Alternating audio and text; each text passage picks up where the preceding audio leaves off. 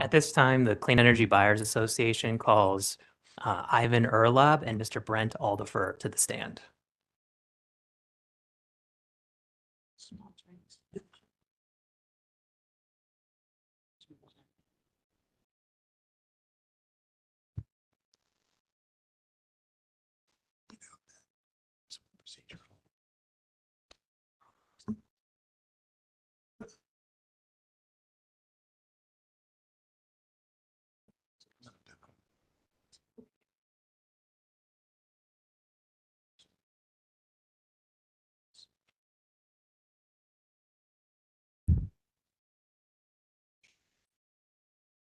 Good morning. Good morning.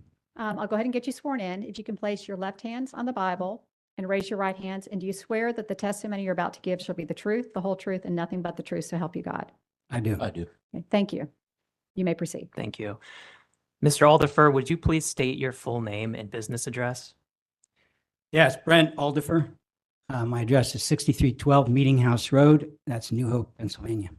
By whom are you employed and in what capacity? I'm a director of NEE, that's New Energy Economics, and one of the directors and founders of an organization that's designed to provide economic data and information on the clean energy transition. Would you please briefly describe your experience? Yes, I've got an electrical engineering degree from Northeastern University, a law degree from Georgetown, and after practicing commercial law, I served and was appointed and served as a commissioner on the Colorado Public Utility Commissioner. Following that term, I started a wind energy development company, developing wind energy east of the Mississippi and some of the first wind projects, and sold that in 2006. We sold that to Iberdrola as they entered the U.S., now Avangrid. And then we started a utility scale solar development company and developed projects nationally, including North Carolina, Georgia, Virginia, designed to provide economic utility scale solar to utilities and corporate customers. We did some of the first utility scale solar projects nationally. And in 2021, sold that company to AES. And since then, I've been consulting on transition economics and economic paths forward to get to carbon-free generation. Mr. Erlab, would you please state your full name and business address? Ivan Erlab, and the business address of New Energy Economics is 1121 Military Cutoff Road, Suite C, number 205 in Wilmington, North Carolina. By whom are you employed and in what capacity? I'm principal and founder of Erlab Strategies, LLC, a strategy consulting firm, or working on with private and for-profit entities on energy policy and regulation focused on carbon, inclusivity, and business strategy and resource economics. In a consulting capacity, I'm director of energy and infrastructure for New Energy Economics. And New Energy Economics was asked by the Clean Energy Buyers Association to present testimony in this proceeding, and I'm testifying on CEBA's behalf. Would you please briefly describe your experience? I started my career in natural resource economics and global infrastructure development on USAID-funded projects, then transitioned to a contractor for the U.S. Office of Pipeline Safety for a consulting firm to them, reviewing U.S. domestic and military oil pipeline emergency response plans for worst-case scenario response planning. After completing master's degrees in public policy and environmental management at Duke University, I served 17 years as policy director and then executive director of the North Carolina Sustainable Energy Association. In those roles, I developed and collaborated on policy analysis and advancement relating to numerous electricity, gas, buildings and transportation policies, regulatory proceedings, utility programs, state government programs related to Duke Energy and Progress Energy. I listed a select amount of those in my testimony. We pioneered the nation's first comprehensive state-level clean energy market intelligence practice, measuring and reporting economic activities, impacts, and customer bill impacts of state clean energy policies, regulations, and utility programs. And that's been replicated now by U.S. Department of Energy and labor. Additionally, I participated in the North Carolina Utilities Commission's study advisory group that informed the design and economic analysis of the North Carolina Renewable Energy and Energy Efficiency Portfolio Standard, which eventually became law, as we know. I also served as a two-term commissioner on the North Carolina Legislative Commission on Climate Change, appointed by President Pro Tem of the Senate both times, and as an advisor to 4 North Carolina administrations. And more recently, and I'm closing, was a Energy Security Fellow with Securing America's Future Energy out of DC, focused on energy, geopolitics, national defense, and global economic competitiveness. Did you cause to be pre-filed in this docket on May 28th, 2024, direct testimony consisting of 53 pages and 1 exhibit? Yes. And your testimony includes confidential information, correct? Yes. Do you have any changes to your direct testimony and exhibits at this time? No. If I were to ask you the same questions today that appear in your pre-filed direct testimony, would your answers be the same? Yes. And did you also cause to be pre-filed in docket E100 sub 190A, a summary of your direct testimony? Yes. Yes. Presiding Commissioner, at this time, I would ask that the confidential direct testimony of Mr. Aldifer and Mr. Erlob and a redacted version of the same be entered into the record as if given orally from the stand, as well as the witness summary. Seeing no objection, your motion is allowed. The direct testimony, including confidential portions, along with the summary of the testimony, will be entered into the record as if given orally from the stand. I would also ask that the witnesses' exhibits be the witnesses' exhibit be pre-marked for identification to be entered into the record at an appropriate time. Seeing no objection, the 1 exhibit that's attached to the direct testimony will be marked as identified. And there is no cross-examination for these witnesses, but they are available to answer commissioner questions. And before we begin with commission questions, since the stipulation has been entered into the record, I'm going to allow cross-examination from any parties that wish to provide cross-examination in regard specifically limited to the stipulation. Thank Mr. you. Drack? Sure. Thank you, Presiding Commissioner Kimmerer. Turning to page 11 of your testimony, you set forth the purpose of your testimony on page 11, lines 13 through 14, and I'll read that briefly. Say the purpose of our testimony is to enumerate the significant risks and costs of ratepayers if Duke increases its reliance on natural gas for electric generation as it has proposed to do. You see that? Yes. Yes. Does your testimony include any concrete proposals with respect to new customer programs or EEDSM initiatives? No. It only suggests that those could be an alternative to gas. Thank you. Presiding Commissioner, we understand that the chair and presiding commissioner have elected to overrule our objection, and we are comfortable briefing these issues on brief. We will observe, however, the procedural oddity it is to have witnesses here supporting a stipulation that purports to address new customer and grid edge programs, and yet their pre-filed testimony does not at all propose any grid edge or energy efficiency programs. I might say the subsequent witness is probably the right witness to address those questions to, not us. So in that case, why would this be the panel that would be sponsoring the stipulation, I guess is the question. Yeah, so Mr. Drack, I can clarify. In the filing letter that was included with the stipulation, the witnesses who supported the relevant portions of the testimony were identified, and these were not the witnesses who had identified the portion that SEBA supported.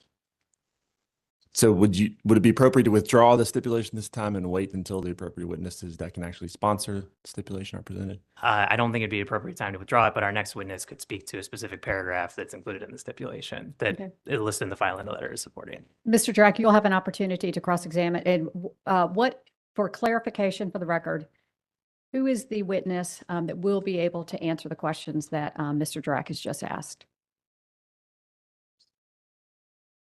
Anyone who can answer, Yeah. yes. The cover letter supporting the stipulation and filed together with the stipulation does identify the witnesses, and paragraphs 4 through 8 were supported by NCSEA and SACE et al. Witness Jake Duncan. Paragraphs 5 through 6 and 9 through 10 are being supported by SIGFR witness Brian Collins. And as to paragraph 11, SEBA witness Kyle Davis is the appropriate witness. Okay, and all of those witnesses are present and will be testifying this afternoon or today, is that correct? SIGFR witnesses will be present, and that's all I can speak for. Again, Presiding Commissioner, we don't intend to keep emphasizing this. We understand the commission's ruling, but I will note that one of the witnesses just identified as a sponsor for this settlement has already been excused from the proceeding. That would be witness Duncan. Presiding Commissioner Kemmeray, Duke was on notice of this being filed well in advance. They made the motion to object to this over several days ago, and they had every opportunity to reserve time to cross-examination witness Duncan, and the outcome that the commission overruled that. And yesterday, when there was an opportunity to object to the excusal of witness Duncan, no objection was made by Duke at that time. Okay, I'm going to take Mr. Drack's objection to the portion of the stipulation that is being sponsored by witness Duncan under advisement, and I will provide some response at a later time. Are there any? Can you please come to the microphone and identify yourself, please, for the record? I'm so sorry. Justin Somolowski on behalf of the North Carolina Sustainable Energy Association. Okay. Okay, with that, is there further cross-examination for this panel? No further questions at this time. Redirect? No. Okay, so we'll move to questions, commission questions. All right. Good morning, gentlemen. Just a few questions for you. Page 38 of your testimony, I'm looking at lines 15 and 16 indicate that Duke has burned diesel and coal in its units at various times throughout the year due to insufficient gas supply. When did that occur, that Duke burned alternate diesel and coal due to insufficient gas supply? We were quoting the documents provided by Duke in this proceeding. Which documents? Specifically, I'll just double check really Okay, quick. okay.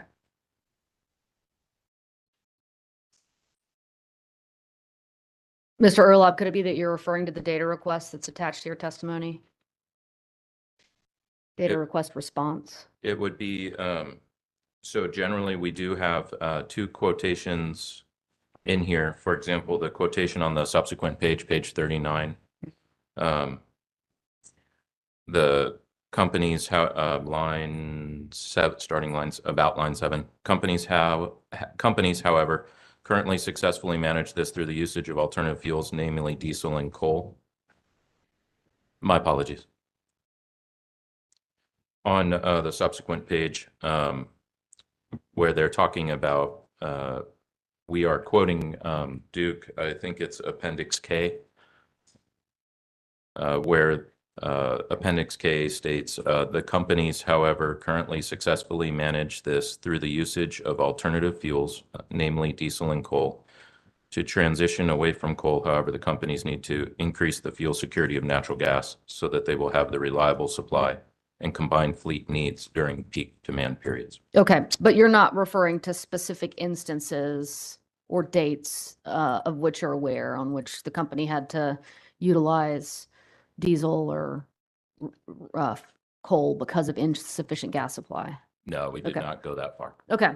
Just wanted to make sure I was clear there. Thank you. All right, I've reviewed your testimony and understand the content of your testimony. One question I have for you, you all testify extensively about the risks associated with natural gas, commodity risks, and then you get into some other risks, infrastructure risks, et cetera. But do you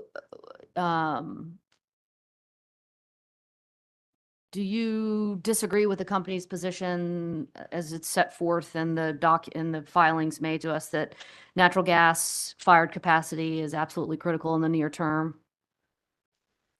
We do. In fact, it's currently being used. Couple of points that are of principal concern to CBIS customers, both large major corporations and small businesses, is with the increased reliance on natural gas, some 19 times increase in the amount of energy to be generated with combustion turbines and natural gas. The significant risk that is passed on to ratepayers that is not accounted for, in our view, in the portfolio analysis, is the price impacts of periodic price spikes. And Mr. Aldifer, I understand Okay. that testimony. I follow you there. Yeah. But my question really pertains to the near term, this period of time. And by near term, I mean, in over the next 10 years, 10 to 5 to 15 10. years. Yeah. Exactly. So to shorten that point, if the actual cost of hedging 20 to 25-year natural gas prices, which is available, were included in the portfolio analysis, what you would select is a greater proportion of fuel-free resources, wind, solar, and others, so that you may end up, in fact, one of the witnesses for Duke acknowledges that if that price assumption on the ultimate cost to ratepayers of natural gas, including, as you understand, price spikes like the $3 billion one that occurred last year, if that were included, then you would have a greater emphasis on a greater selection, higher number of megawatts of fuel-free resources. Okay. So is it your testimony today then that in the near term, sort of given the risks that you've outlined associated with natural gas in your testimony and from the stand today, that the gas capacity that Duke proposes should be replaced with wind and other fuel-free resources? That would be our expectation if the true costs of 25-year gas supply were included in the portfolio analysis. So for instance, very quickly, And can you be specific when you say wind? Do you mean offshore or onshore wind? it's both, but offshore is probably the biggest contributor as I understand it. Okay. So very quickly on the costs that are passed through to ratepayers from these spikes, which are not included in our view in the analysis, Duke basically says they hedge for 5 years, partially hedge for 5 years, and said they could do it longer, but that's the appropriate in their testimony. That's their appropriate period of time.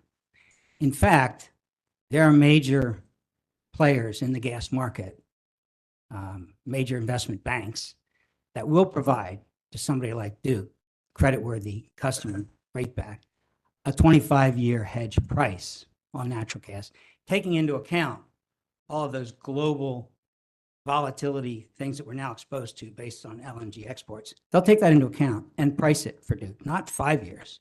And in fact, very quickly, the fact that 5-year partial hedge is not effective to protect ratepayers like my clients was demonstrated in 2022 when there's $3 billion of cost based on the invasion of Ukraine. So that hedge is not obviously sufficient, but there are hedges available. And Mr. if, Aldifer, would any hedge have been sufficient to protect electric customers or ratepayers during that period of time to which you just referred? yes, exactly. And here's why. I think in a recent avoided cost case, this commission, very forward-looking in my view, as a former commissioner, said we want you to price the hedge for the full life of the what was the power purchase agreement in that case, I think. So whether the commission would require them to purchase that full hedge for 25 years or not, it's available from creditworthy investment banks that would price the 25-year cost of gas, and then that number could be put into the portfolio analysis. If you're not going to require a 25-year hedge, that simply means you're using the assets of my clients to provide that hedge. And that's what's unacceptable to CEBA customers is let's say the price of the hedge raises the price of natural gas, taking into account billions of dollars of episodic events over the next 25 years, which are virtually guaranteed given the LNG pipeline around the world, then that's the cost that's being backed by the assets of my clients. And so whether you require them to purchase the hedge or not, that's the price of natural gas that, in our view, must be in the portfolio analysis. And if I could just anecdotally, I know as a commissioner, it's tough to decide how fast can you interconnect, how fast can you reconductor 30 miles of transmission line. But if I could say, with respect, that is Duke's business. That is what it does, is to look at the urgency and build the facilities and try the interconnection expedition that will make things work, as opposed to, and again, no disrespect intended, as opposed to thinking that we can hope there won't be a tax on LNG tankers in the Gulf of Oman.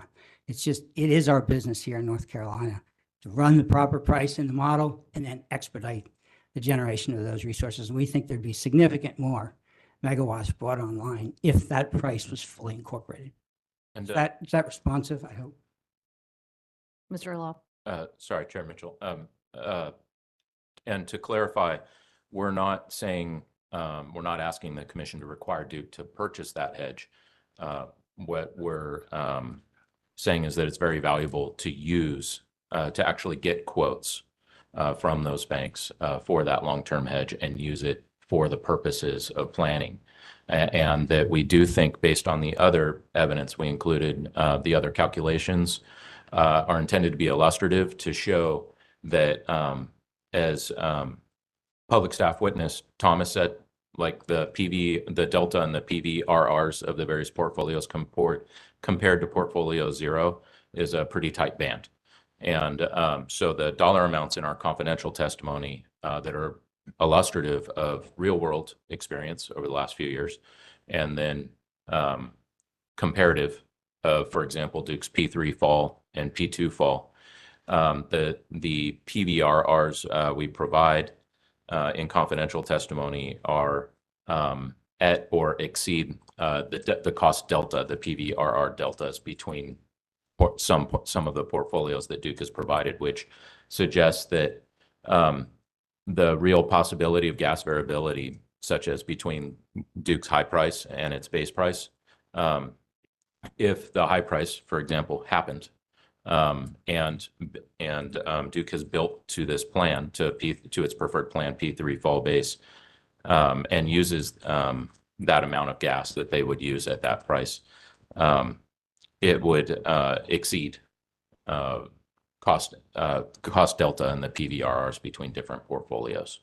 And so that's why we're suggesting that not only was this global connectivity that was made apparent by the Ukraine invasion for a prolonged period of time, not only was that not foreseen in the 2020 IRP, Duke's 2020 IRP natural gas price forecast, but it wasn't priced in any way. That volatility, that prolonged global volatility wasn't priced in. And we think it's reasonable to expect, given what we've described here, that is not a one-off event. We'll continue to have that over the useful life of these plants. And so we're essentially asking ourselves, and then bringing forward to this proceeding to you for consideration, how can we get it priced in? And this seems to be the simplest method, and probably the least costly, least painful way to better price in than the current approach of a high gas price sensitivity. Okay. All right. Thank you, Mr. Erloff. All right. I have nothing further.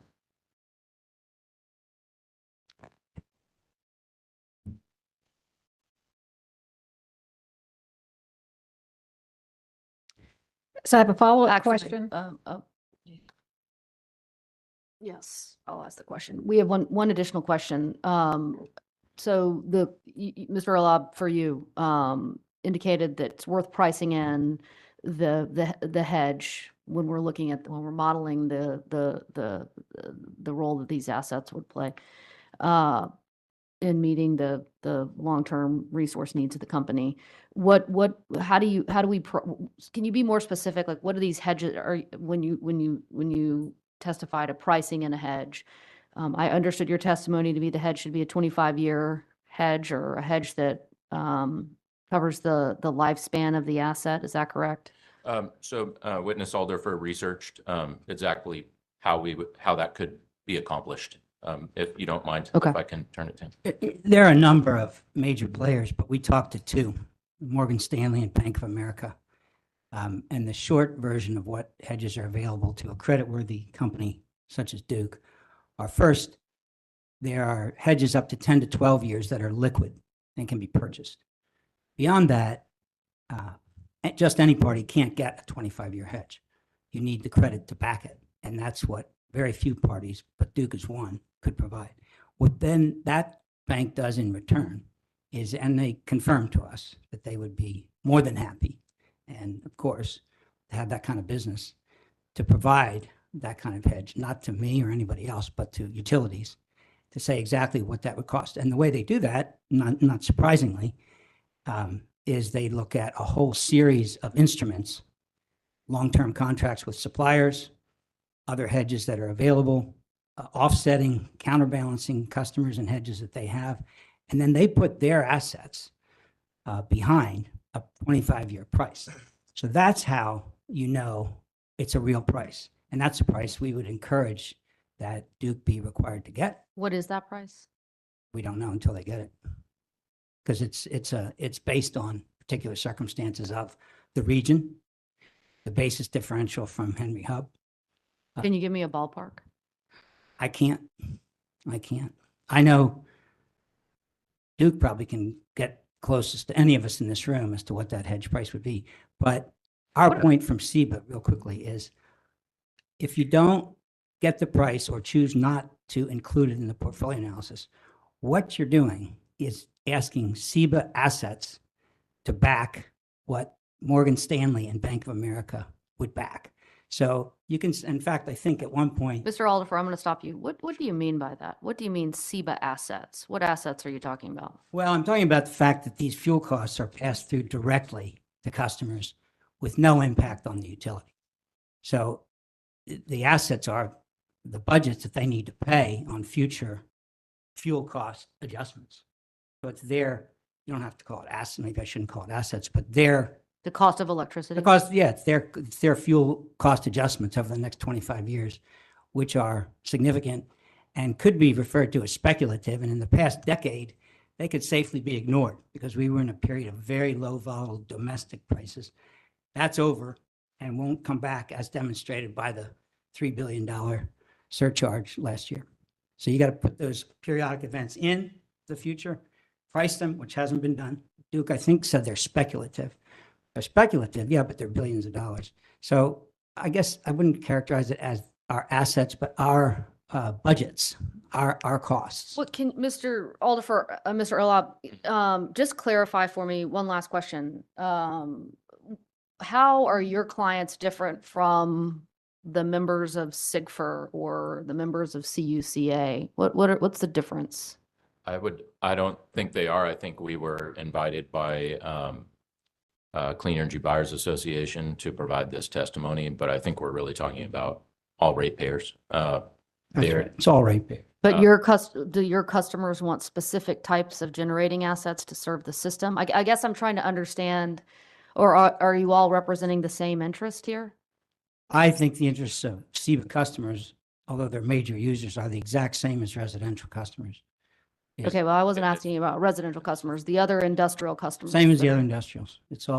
They all bear these costs and they're unaccounted for in the current. And the analysis. fact that your customers are known as clean energy buyers doesn't mean that they have a specific preference for Oh, a specific type of I generating think- asset. or- I see. I don't think it's our place to speak to that because we don't work for Clean Energy Buyers Association. No, I see the distinction you're making.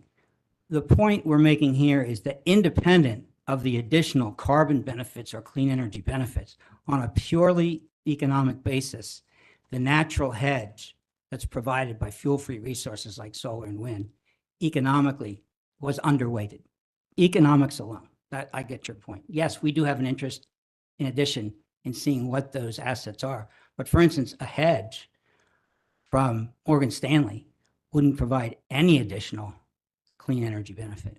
And that's the value number that we're talking about. But I see your point. Yes, we, in addition to the economic interest, have an interest in clean energy. And it just so happens that fuel-free resources like solar and wind inherently provide a 25-year hedge, which is a very valuable thing. Yeah, I see your point. There's also the portfolio effect. The working assumption here is that if we more accurately price in the future volatility of gas into planning, that the outputs of capacity expansion modeling, production cost modeling are going to yield different results.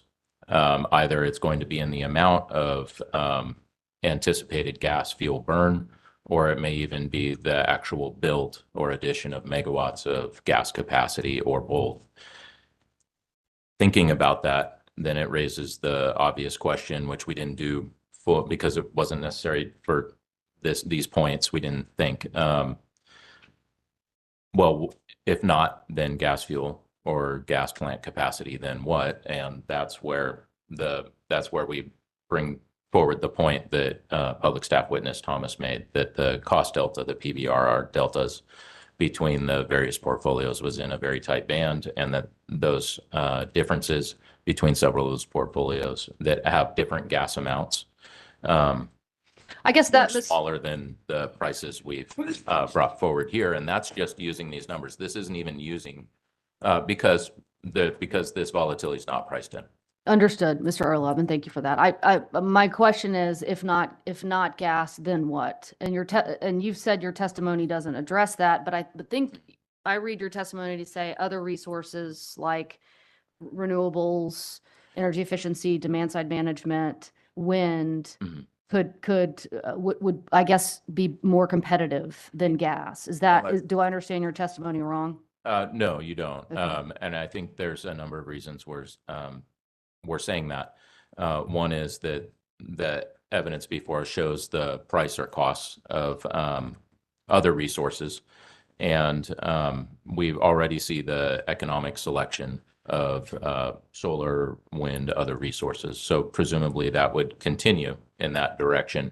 And we expect prices to continue. I'd only add one sentence to that. And without running the models, of course, you don't know what exactly price is in or not.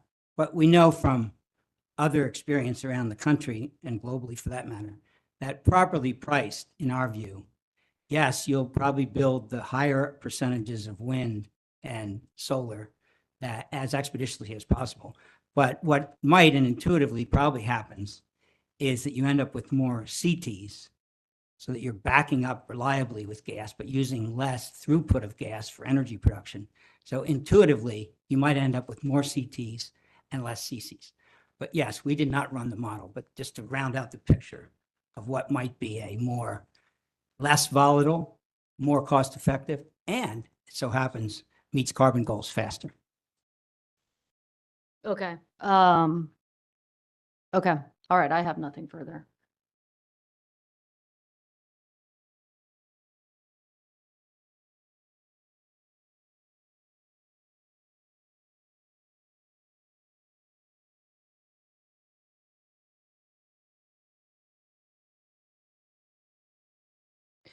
What can you tell us about the price of a 10 to 15-year hedge, where there's a liquid market for those hedges? I don't know it.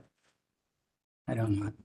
I'm reporting what Morgan Stanley and Bank of America reported. Does Morgan Stanley sell 25-year hedges to any electric utilities in this country? No, I don't know that they do or don't, but they do have long hedges and are available to do it. Okay. Frankly, I think most utilities are just now, a long time ago, we faced take or pay contracts when we switched early from coal to gas. But it's on, and then we had this very stable decade of low gas prices. And I think only now, and you're probably in the lead, are utilities facing this exact question.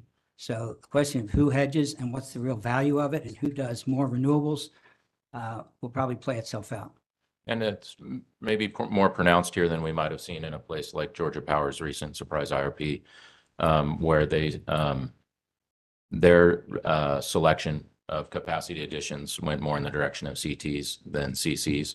And I think that speaks to Witness Alderfer's point that the CT is less likely to be used and is likely to be used to complement other resources.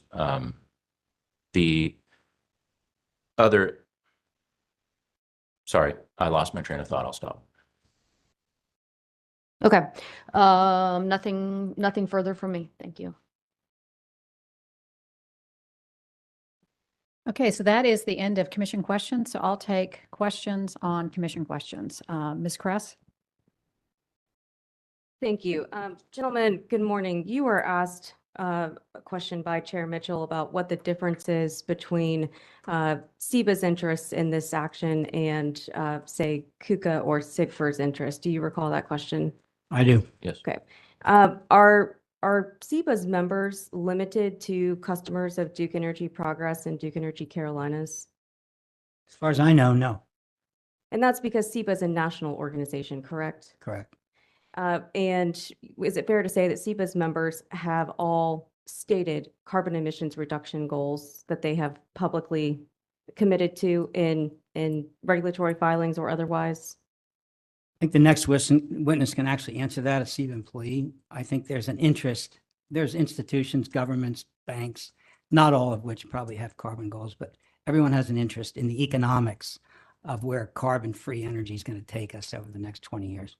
But certainly, it's not your testimony that industrial customers as a whole are a monolith, that all view clean energy in the same way. My only testimony is that all customers will face the risk we're pointing out. But to answer your question, no.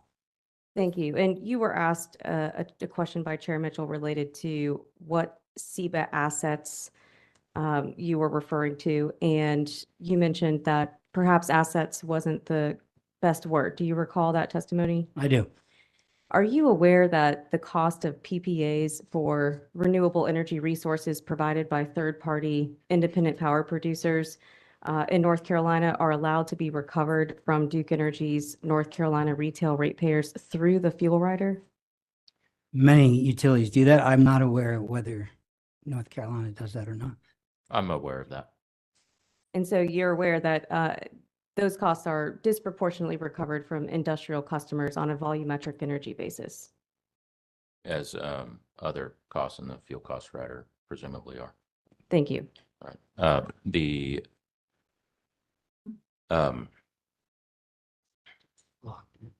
Well, so, all right, I'll just, I was going to say, I don't think a further response is No, necessary to it's the not. question. Any additional questions on commission questions? Yes. Okay, Mr. Girat. Thank you. So to be clear here, it's the case, if you could confirm, you have not run a full capacity expansion plan modeling that proposes a full resource plan that maintains or improves the reliability of the electric system in North Carolina without the new natural gas proposed by the companies and supported by the stipulation. Can correct? Mr. Giroux clarify what commission question this is in response to? Yeah. Chair Mitchell specifically asked, if not natural gas, then what? That was the question that was asked. And yeah, that is going to that significant expense and also in the looking at the time from when the supplemental was filed. But it didn't seem necessary because that was not the question we were trying to answer. What we were trying to show was the risks, and the quantification we provided, what we enumerated was the risk and some examples of calculations of how large that risk might be. It was also public staff witness Thomas's note that we have to view rate increases within the context they are happening. And one of the contexts is that we're talking about 35 to 40% of generation coming from natural gas. So I understand your testimony to be that's not maintaining reliability of the system was not a question you were asked to answer. But is it not the case that in this proceeding, the question the commission is seeking to answer is what is a full resource plan that maintains or improves the reliability of the system? Correct? That's the question in this proceeding. Well, I mean, if we're going to think about it, I think it's a reliable, carbon compliant, least cost.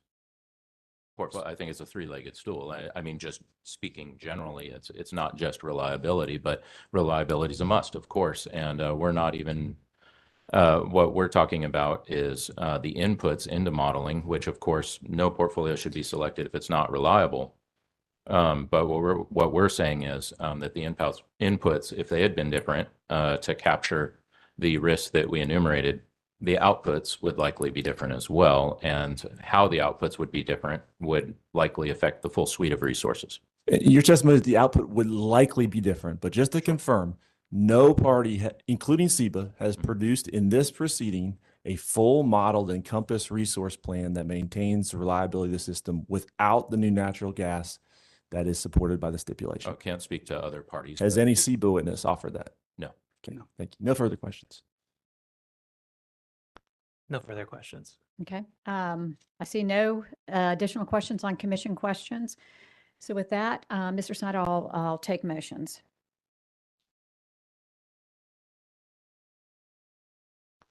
I move that the pre-marked exhibit associated with this testimony be accepted into the record at this time. Seeing no objection, your motion is allowed. And before I excuse the witnesses, I will rule upon Duke's objection to paragraphs 4 and 8 of the stipulation that have been sponsored by SACE witness Duncan. In reviewing the date that the stipulation was filed, the stipulation was filed prior to the date that witness Duncan was excused.